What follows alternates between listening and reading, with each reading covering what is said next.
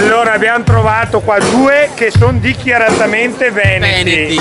Misso Veneta e Misso Veneto, e Lillo anche è veneto anche lui. Allora, com'è il Veneto che vorreste voi? Libero. Libero cosa vuol dire? Cioè, no autonomo, scusate, indipendente. Oh, no, soprattutto e l'autonomia è solo un guinzaglio più lungo. Bravissimi. E poi cosa vedete in questo Veneto il futuro? Un desiderio grande. Per i giovani, guardiamo il futuro per i giovani, perché per noi ormai le speranze sono ormai quelle che sono, però diamo più speranze per i giovani. I giovani hanno diritto di avere un Veneto libero, indipendente e potersi gestire la propria vita non grazie agli altri ma grazie alle loro forze. Ora. E per Lillo? Bisogna parlare indietro comunque. Vabbè, puoi parlare come tu. Lillo sbaglia indietro, per esempio. Allora, nel Veneto che vediamo sarà un Veneto dove la gente potrà parlare come chi ne voglia.